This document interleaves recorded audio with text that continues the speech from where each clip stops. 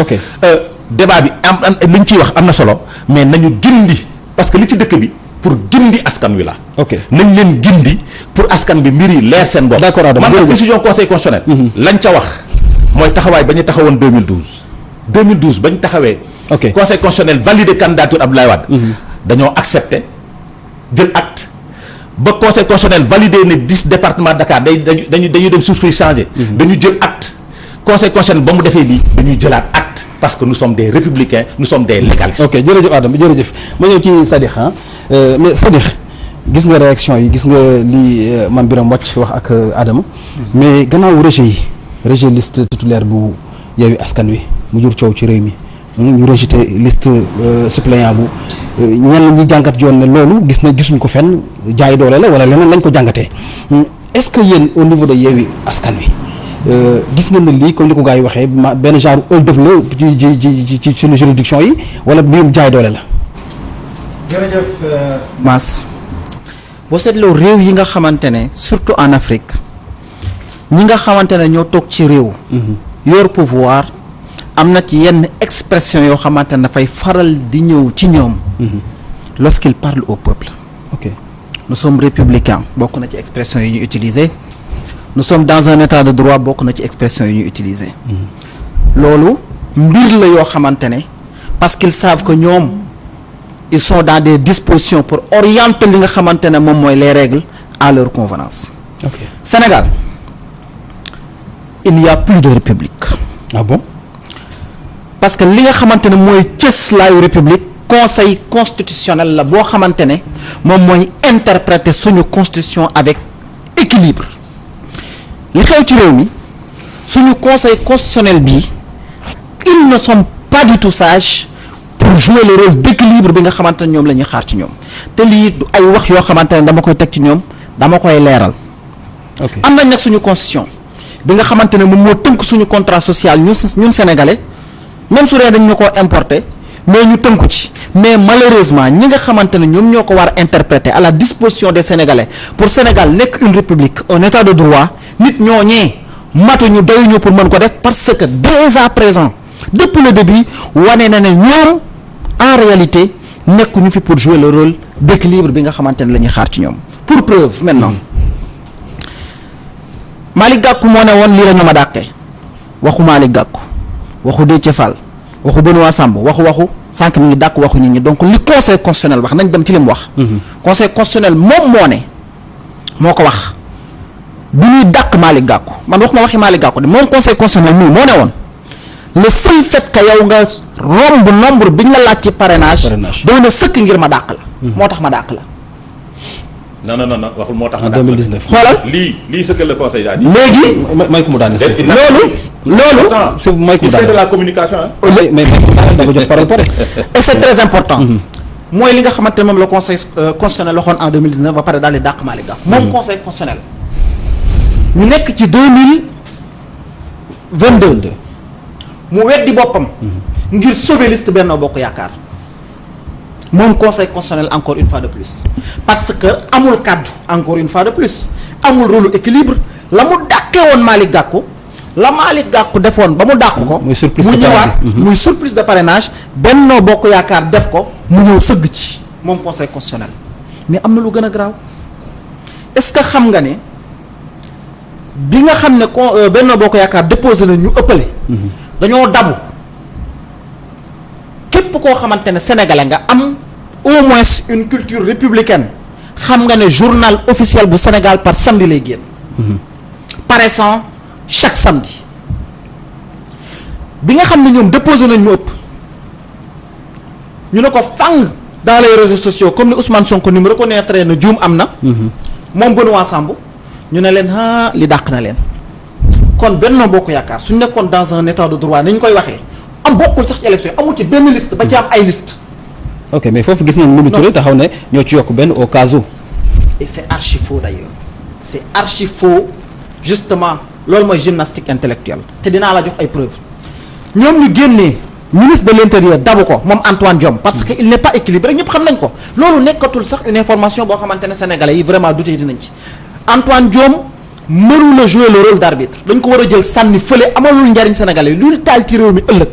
moom Antoine Diome dina ci am responsabilité constitution bi dina ci am responsabilité ma continuer la le 27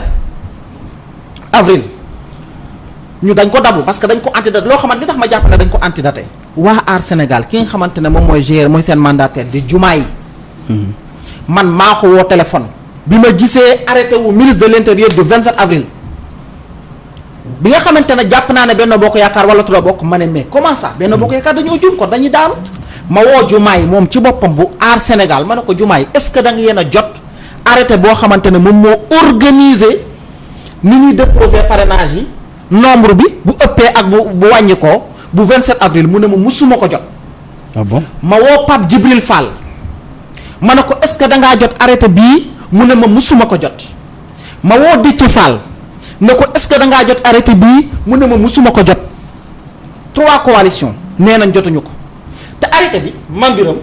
ñi muy waxal mooy les coalitions yi nga xamante ne ñoom ñoo war a déposer naka la ñuy déposer. war a dem ci élection donc Benno Bokk Yaakaar est la seule coalition.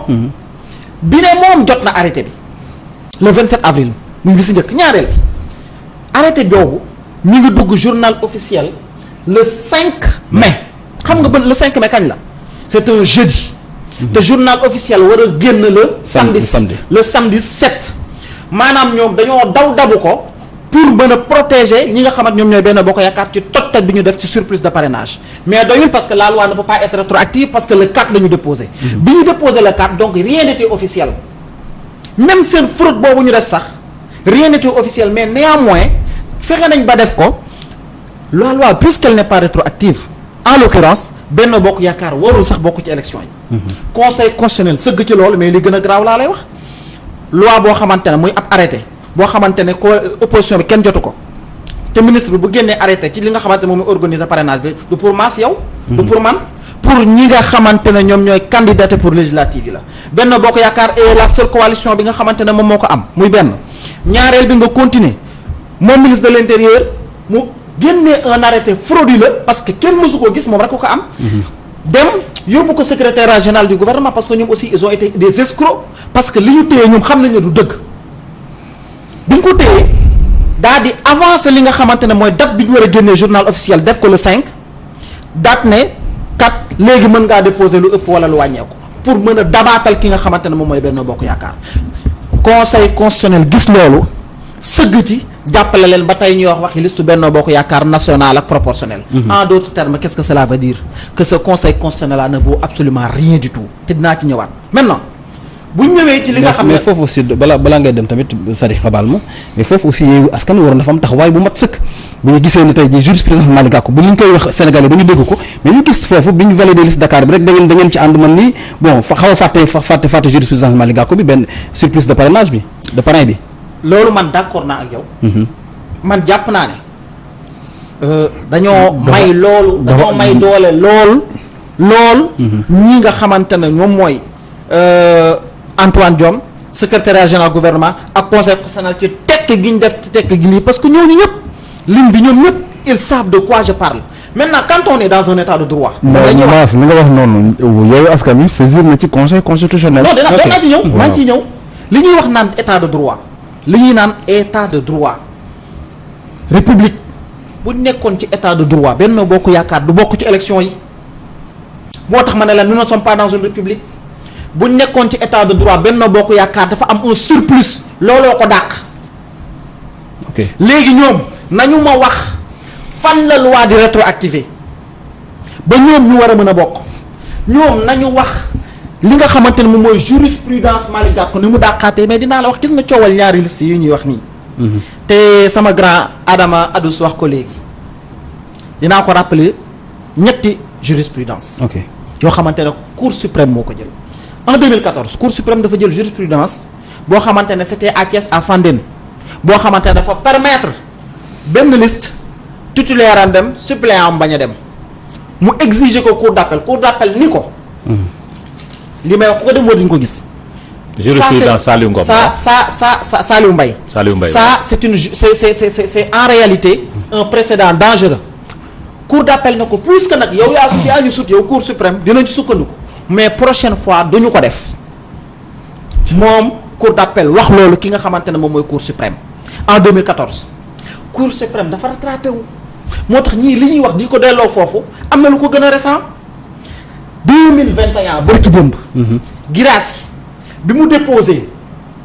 liste suppléant 16 la waroon doon mu déposé 11 ñu dàq ko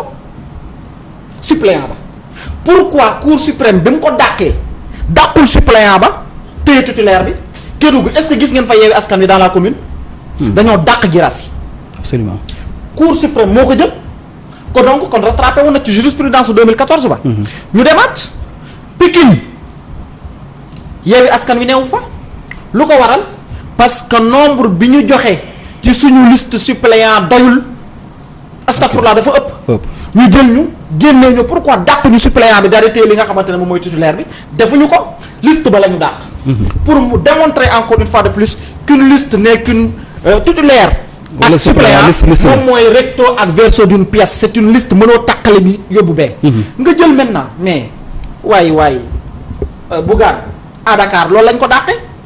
la même chose mënoon nañ koo dàq nangul kon suppléant am daal di dàq titulaire bi defuñu ko benn yoon kon yii mooy wane encore une fois de plus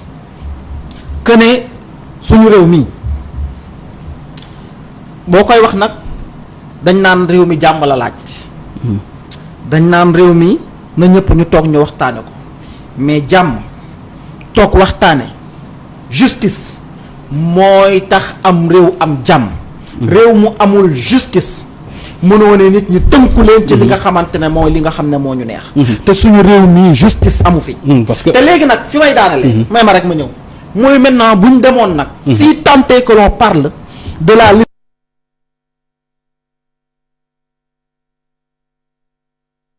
conseil constitutionnel lan la motiver li mu dàqee listu titulaire bu Yewwi Askan Wi nee na respecté wul parité la liste n'est pas paritaire la wax nee na la liste n'est pas paritaire waxul doublon bi de alors que arrêté bi Antoine def doublon la wax muy doublon moom mu ne déedéet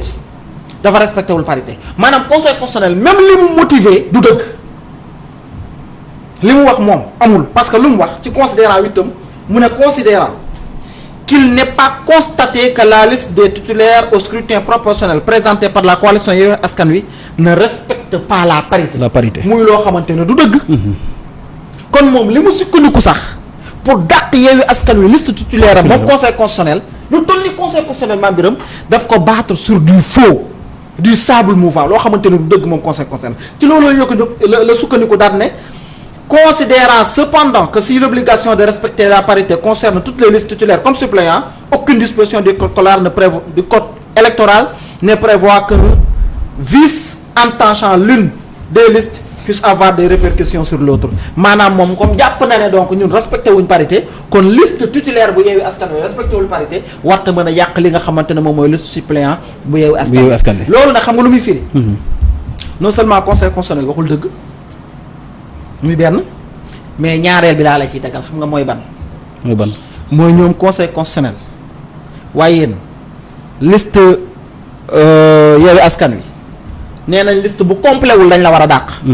liste Yewwi Askan Wi complet na parce que liste suppléant bi moom mooy nekk donc la liste titulaire la seule liste existante et cette liste elle fait 50 personnes absolument mooy une réalité gis nga lii yëpp nag dinaa la wax lu ko waral conseil constitutionnel lan moo ko waral justement li tax mooy Macky Sall laa di nee na xalaatul du ko nangu moom il n'a pas à l'accepter ou à rejeter ça déjà mu du ma nangu cohabitation am fi nga xamante ne moom mooy assemblée nationale moom Macky Sall amul à accepter ça ou à rejeter ça xam nga ñàkk nangoom ci wan la wékku dem élection sénégalais joxe li nga xamante ne moom moo war a am ñëpp bokk tegu ci yoon ba wóor bi si njëkk ñaareel bi lii xew yëpp nag c'est pour essayer de cacher tot yi nga xamante ne ñii di waa coalition Benno Bokk Yaakaar def nañu ko ci seen liste proportionnelle déjà parce que ñoom seen ñàkk a respecté parité moom daf ne fàng. absolument leer na. daf ne fàng ñëpp gis ko. léegi nag ut lay moo waral ñoom ñu fexe jéem a protéger ñi nga xamante ne ñoom ñooy Benno Bokk Yaakaar moo waral gymnastique juridique bi ñu ci def. ay littérature lu ne ñu def ko. ok pour jéem a protéger leen naa ñëwaat ci yow juste pour dire. en réalité foofu laay daane la jox la kàddu gi mu jeex tàkk. qu'en réalité suñu réew mi. conseil constitutionnel amu fi et nous ne sommes pas dans une république. ok li nga wax sur nga gravité